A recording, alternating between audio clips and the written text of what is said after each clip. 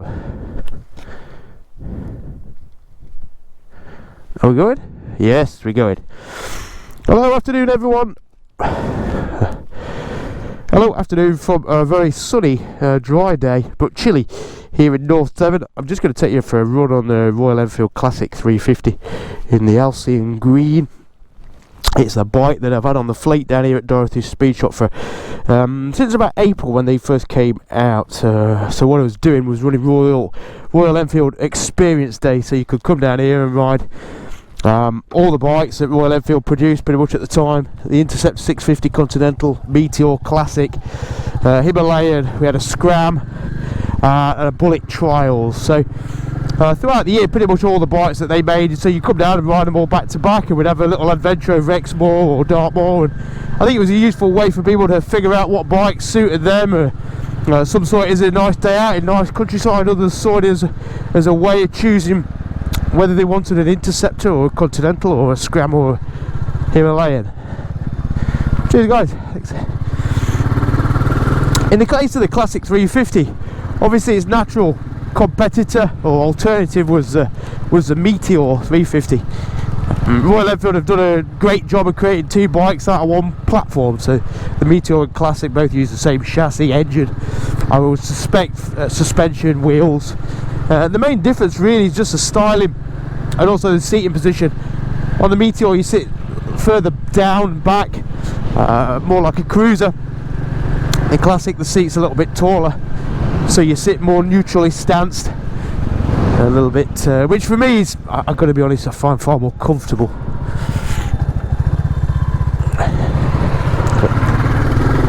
So we've got a 350cc air-cooled single, puts out 20 brake horsepower, got 5 gears. Not a lot of tech, to be honest, other than that. Single disc front, single disc rear, and a tractor. Woohoo! The joys of Devon back roads. But what the Classic was and is just a fantastic, easy access machine that is just so unintimidating and so manageable as a machine to manoeuvre. In comparison to the Bullet 500 Trials, that bike, even though there's not much difference on paper, just felt heavier and weightier to move around. The 350 by comparison just rolled nicer, lifted off the stand easier. So probably for a slightly older or shorter in height rider, a Classic 350 I think was the easier one to manage. Power wise as well, the 350 lacks a bit of thump of the old Bullet, the old big single, but the modern 350 for me is far more refined. Everything about it, from the clutch, the throttle, the brakes, everything is just, I guess it's 40 years fresher, newer, more refined. Thank you. So while it looks a classically styled motorcycle, for me this Classic 350 it rides like a modern machine. The engine's very smooth, no vibrations, steers very neutrally, got good brakes, better brakes than on the Himalayan if anybody's ridden the Himalayan brakes. Performance, they seem to top out and are capped at 73 miles an hour. I was reading that that's largely due to a restriction in India where bikes are limited to 120 kilometers an hour, which translates into 73 miles per hour. And for whatever reason, Royal Enfield decided to limit the bike itself. Having ridden a Meteor at, down to Land's End and back on the dual carriageway, they do feel like they would do more than 73, and I would say if you took the restrictor off, which I don't think is possible, you would get up to a good 80-85. They're not the fastest of bikes. I think if you buy one of these to do dual carriage work, it's probably the wrong bike. Up to 60 miles an hour, they feel brisk enough to make pace with modern traffic. After that, they just do feel a little bit gutless. The odd thing between the Classic and the Meteor, even though it's exactly the same engine, is that the Meteor does feel a bit sharper, a bit peppier, a bit brisker, and I don't know if that's just perception because you're sat a bit lower and therefore you get a better sensation of speed. But it just seems a bit lively. Whether they've tuned or whether the exhaust is different to have created that distinction or what, I'm not entirely sure. And maybe it's an imaginary difference, just down to the riding stance and things like that. Who knows?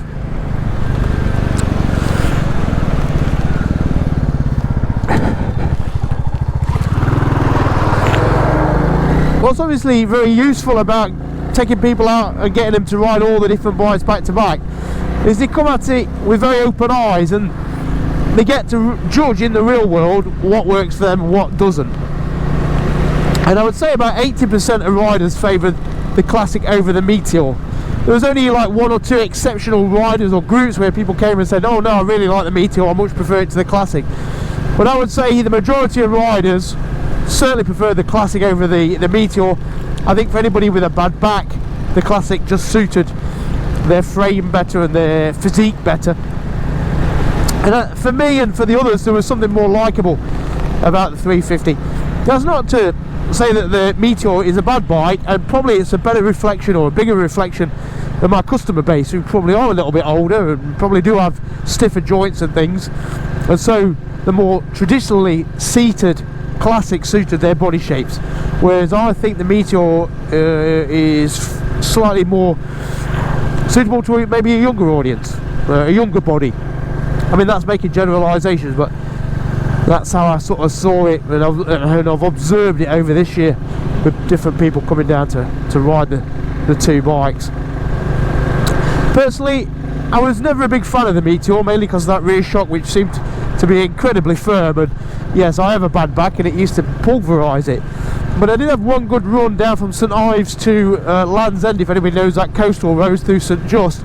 Fantastic twisty road, and that Meteor was fantastic. Handled well, plenty of poke, but just a lot of fun. So in the right environment, it definitely shines. But I think what's crucial is getting to ride both the bikes before you make your mind up, and some of that will come down to what you prefer visually, whether you prefer the Classic style or the more cruiser style.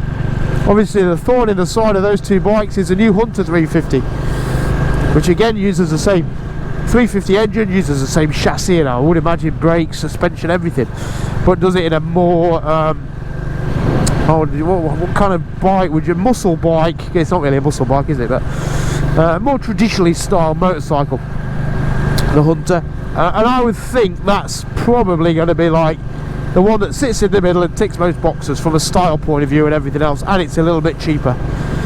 Actually, I mean, this Halcyon green one, the base level 350 Classic, is now 4,450 English pounds. By comparison, the Hunter is 3,850.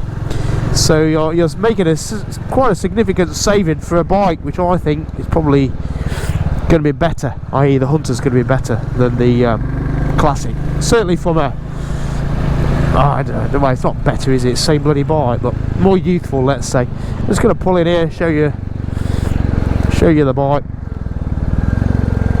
Beautiful day. North Devon at its finest, just overlooking the beach of Saunton.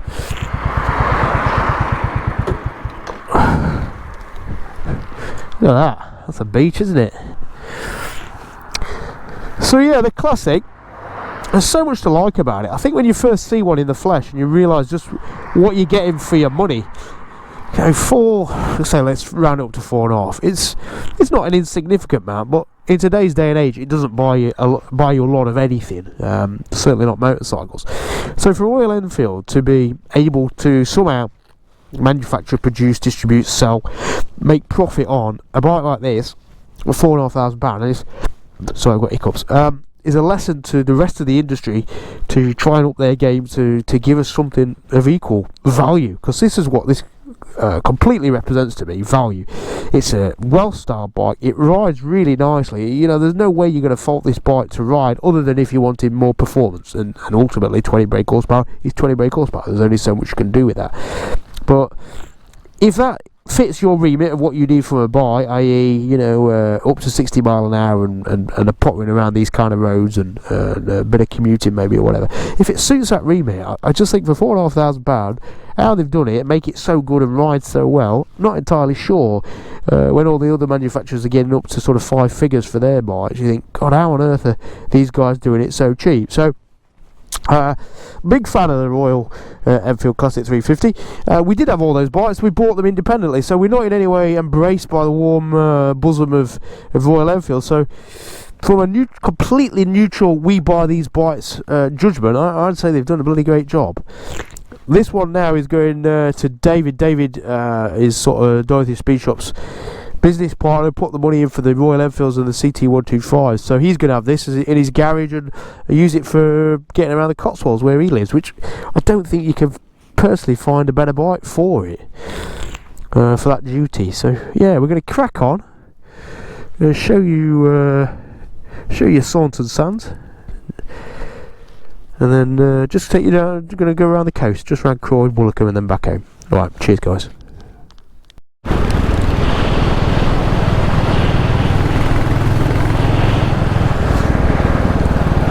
Just turn in here, do a few back roads.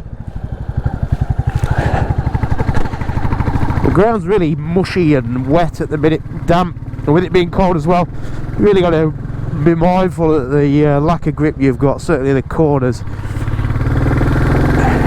But it's a great time to be out riding, great time to learn a bit of practice, a bit of softness, a bit of technique.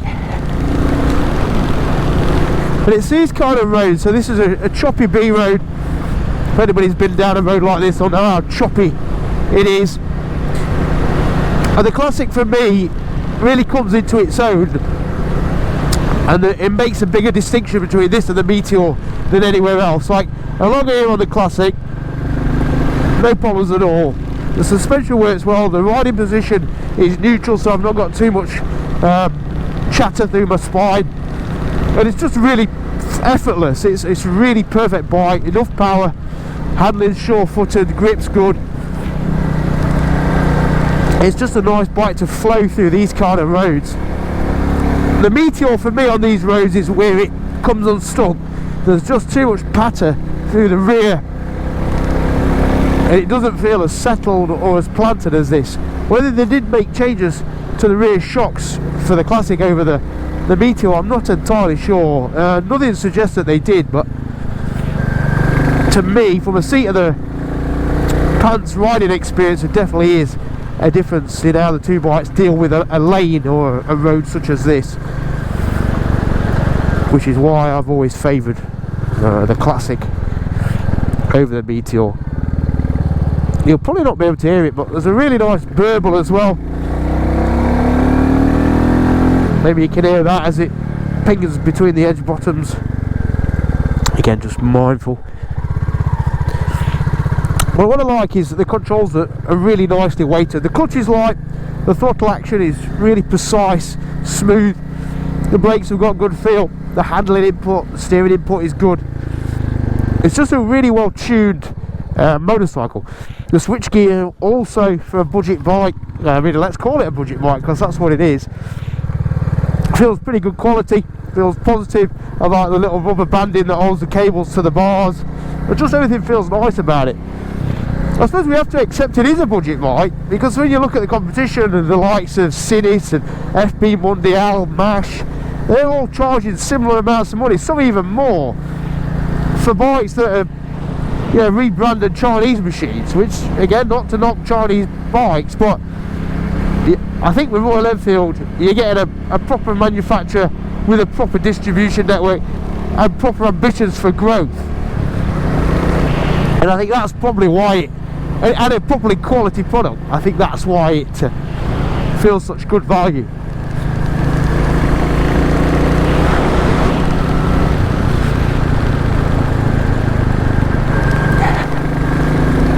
You know, there's some bikes out there which you think are good and they're fun to ride, and you have a ride and you think, yep, that was good.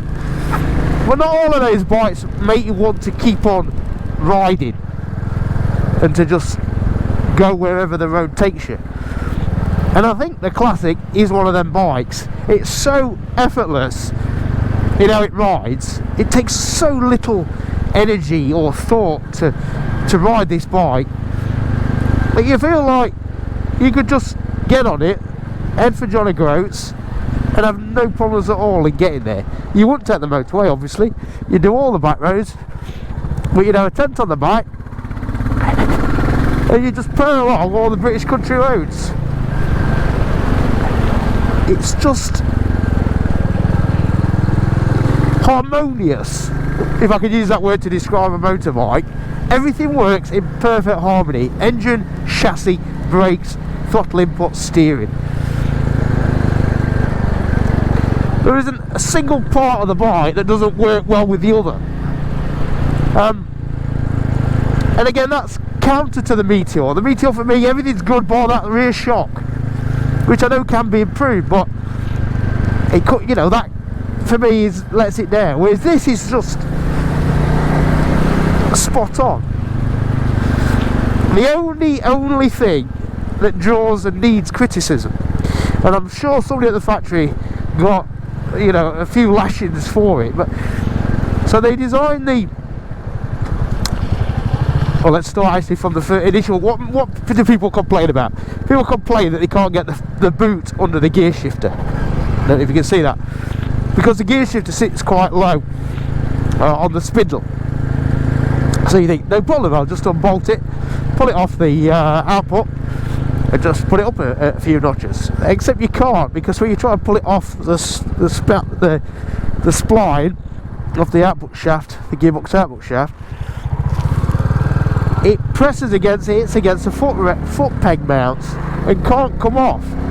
So you can't adjust the gear position, gear lever position. The only way to do it is to drop the lower engine, well, I guess the lower part of the chassis, take 2 bolts out, pivot it down, and that would allow you to get the gear lever off the shaft.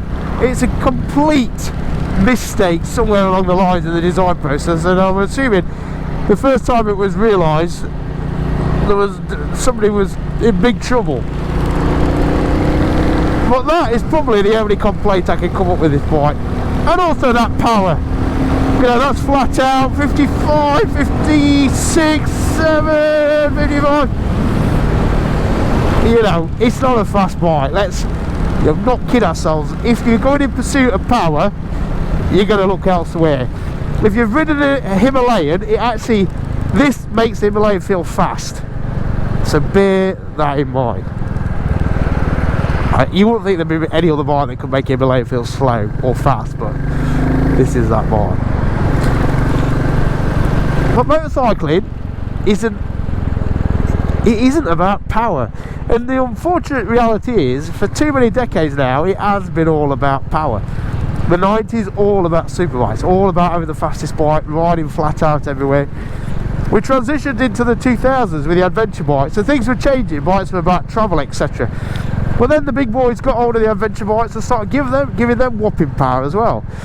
The idea of a 94 brake horsepower Africa Twin was seen as, well, it's not enough power, is it? 100 brake horsepower V-Strut, not enough power. Well, people wanted 150 brake horsepower multi-strut, KTMs. And it's, again, we've gone chasing, or let's say the manufacturers and the media, the motorcycle media, have gone in pursuit of power and performance and headline specs, and again completely missing what most people, I think, want from a motorcycle is a bit of fun and a bit of escapism. And to have those two things, you don't need 300 brake horsepower. You need, or you can do happily make do with 20 brake horsepower, 73 miles per hour, and 4.5 grand. If we remind ourselves that motorcycling is not always about power, then these kind of bikes are ideal. It was interesting that I put up a post, the video I did a few weeks back, a week or so back, about motorcycling, the future of motorcycling, and the reasons behind it. And people in the comments said, you know, it's because of the license restrictions, putting people down, making people ride 47 brake horsepower bikes for 2 years. And they say that, and with all good intention. Don't get me wrong. I'm sure that's there's nothing wrong with that opinion in a sense. But what a daft position we've come to when people are being told by motorcyclists, existing motorcyclists, that it's not worth having a motorbike unless you've got over 47 brake horsepower, or somehow 47 brake horsepower is beneath a new rider, or is beneath any rider. A decent rider with 47 brake horsepower can go everywhere flat out and screw the life every ounce out of that engine. So I think actually 47 brake horsepower and making people ride 47 brake horsepower for 2 years is a good thing, because it teaches people to ride motorbikes. It's no good giving somebody with no experience 100 brake horsepower who can't go around corners. So all they do, they potter around a corner, hit wrong gear with the wrong line, wrong amount of braking pressure, wrong throttle input, wrong vision, wrong everything. But then they hit the straight and go whoop, blast along at 100 mile an hour, get to another corner, whoop, slow down. And I think it's that kind of attitude that we need power to justify ourselves as motorcyclists that has got us in this shithole that we're in as an industry and as a hobby. And why I champion bikes like this is because these are just pure motorcycling. It's not about power, it's not about speed, it's about this. It's a cold, damp day in North Devon. It's probably 4 or 5 degrees. There's no other motorcyclists out, but I've got a sweet little machine and I'm holding down these little lanes without really caring the world. I'm not going daft, I'm not going manically fast because I can't. I can stop in time, I can turn in time, and I'm just out. I'm enjoying motorcycling.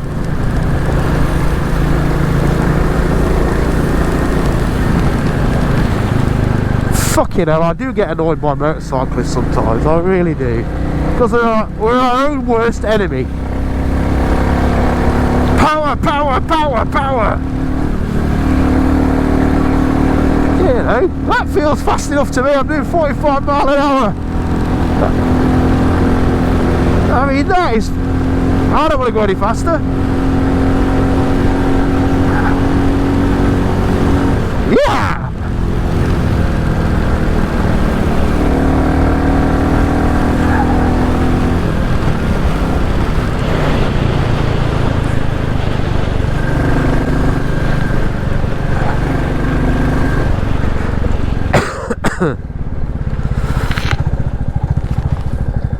So there we have it. On a cold, grey day in North Devon, we have what is quite possibly the best motorcycles you can buy, because it just works as 2 wheels, an engine, and a bit of fun. It's reliable, it's simple, it's comfortable, it's easy to ride, it's affordable. Every box for me, bar speed, is ticked, and I can make do without that latter. So yeah, big fan of this bike. Keen to test the Hunter to see if it's how it sits, how it differs, how it's similar. But for now, I'm going to head home, get some hot chocolate, and warm up. But what a bike! Panniers, dry bag, tank bag, the world. Easy. This is what I mean here. You've got to undo the lower cradle. You've got to loosen them off, take these bolts out here, and let this whole thing pivot down so it drops these foot peg hangers. Then you can pull that off, because at the minute you can't get this off. Terrible piece of design. Terrible. It also crashed well. Somebody took it into safety guards off of the toll road near Porlock and did well. They only managed to scuff that badge. So all good, all good. Laters.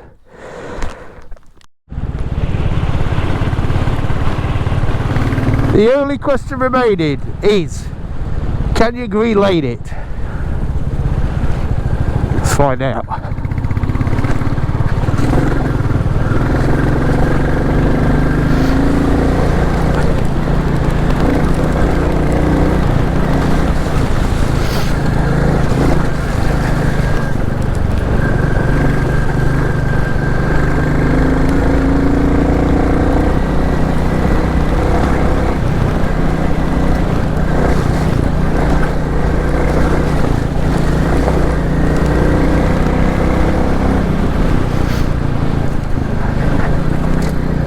Get steady into corner. Whoop, I've got a lot of suspension travel. I'll tell you what, this engine's got some nice grunt down low. It runs out of steam on the road in the mid to high range, but low down it's got a nice bit of torque. It actually make a good off-road engine, this, a good trail bike engine. Lovely and smooth and tractable. I mean, maybe that Hunter with a bigger wheel would do the job, or just that Hunter with a knobbly on it. But it's got a lovely engine for it. I'll tell you what, this chassis and suspension is coping pretty well with this rough stuff. Nothing wrong with that at all.